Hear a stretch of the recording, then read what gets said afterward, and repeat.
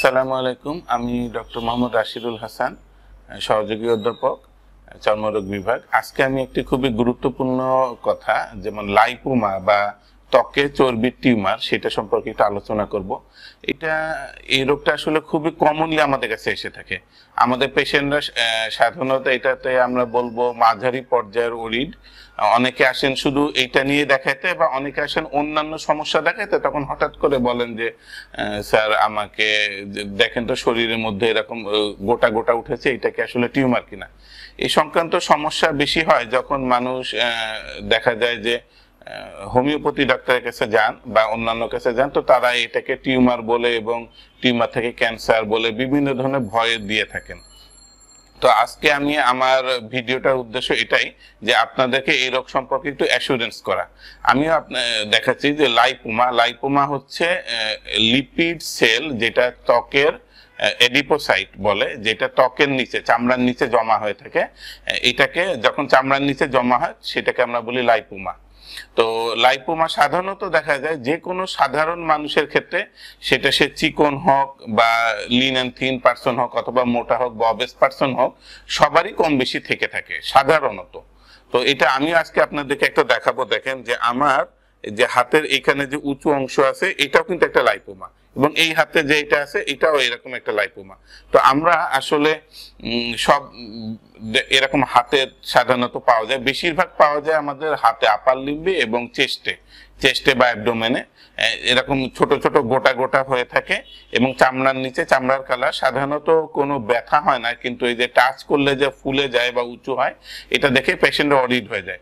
এবং তারপর যখন ওনারা বিভিন্ন জনের কাছে পরামর্শ নেন, তো এটা দেখে অনেকে বলে টিউমার হয়ে গেছে, ক্যান্সার হয়ে গেছে, ক্ষতি হয়ে যাবে। তো আমি এই সম্পর্কে একটা ব্যাপারে কনফার্মলি আপনাদেরকে বলছি, লাইপোমা একটা বিনাইন টিউমার। বিনাইন মানে এইটা এমন এক ধরনের টিউমার যেটা কখনো ক্ষতি করে না। এটা সাধারণত চামড়ার নিচে চর্বি জমা হয়। তো এইসব পেশেন্টের ক্ষেত্রে আমরা অনেক সময় রক্তে লিপিড প্রোফাইল করতে দেই। লিপিড প্রোফাইল করার পরে দেখা যায় যে কারো রক্তে চর্বি পরিমাণ বেশি থাকলে আমরা অ্যান্টিলিপিড ড্রাগ দিয়ে থাকি, বা কারো যদি এরকম রক্তে চর্বির পরিমাণ কম থাকে, সাধারণত তার কোনো ওষুধের প্রয়োজন হয় না। এক্ষেত্রে অ্যাসুরেন্সটাই প্রধান।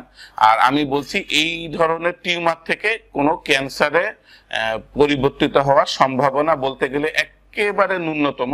দেখা যায় লাখে বা কোটিতে একটা এরকম হচ্ছে। তো এটা আসলে নেগলিজেবল, এটা নিয়ে কোনো আলাপ আলোচনার বিষয় নাই।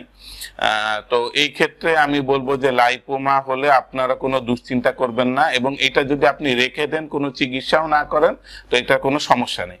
তবে এই ক্ষেত্রে আমরা লাইপোমার সঙ্গে আমরা দুইটা জিনিসের কথা বলবো। লাইপোমা হলো কমন টিউমার স্কিনের, চর্মরোগের। এছাড়া আরেকটি রোগ হয় যেটাকে আমরা বলি এনজিওলাইপোমা। সেটা হলো রক্তে চর্বি টিউমার, কিন্তু এই চর্বির মধ্যে কিছু কিছু রক্তনালী থাকে। চামড়ার নিচে চর্বি টিউমার কিন্তু রক্তনালী থাকে, সেই জন্য এটাকে এনজিওলাইপোমা বলে। এই এনজিওলাইপোমা হলে কারোর এটা টাচ করলে বা চাপ দিলে এই জায়গায় ব্যথা হয়। তো এনজিওলাইপোমাটাও আসলে ক্ষতিকর তেমন না, কিন্তু যেহেতু ব্যথা হয় তখন পেশেন্টরা আমাদের কাছে সিক করেন যে কি অ্যাডভাইস নিবেন। তখন আমরা পরামর্শ দিই যে এটা কেটে এক্সিশন করে ফেলে দিতে। তো সাধারণত যদি কোনোটা কসমেটিক প্রবলেমই হয়, দেখা যায় মুখে হলো বা হাতের কোনো এক্সপোজ পার্টে হলো, যেটা আসলে বড় হয়ে ঝুলে থাকতেছে, দেখতে খারাপ লাগছে, তো তখন লাইপোমাকে আমরা এক্সিশন করে ফেলে দিই। অথবা যদি এনজিওলাইপোমা মনে করি, তখন আমরা একটি এক্সিশন করে ফেলে দিই। তো এইটাই হলো লাইপোমা জনিত চিকিৎসা।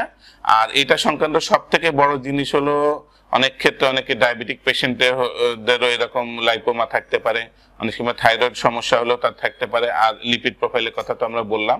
তো এই ক্ষেত্রে আমি যেটা বলবো যে হেলদি লাইফস্টাইল মেনটেন করবেন, অযথা দুশ্চিন্তা করবেন না, এবং খুব বেশি সমস্যা না হলে এটা নিয়ে চিকিৎসা তেমন প্রয়োজন নেই। ধন্যবাদ।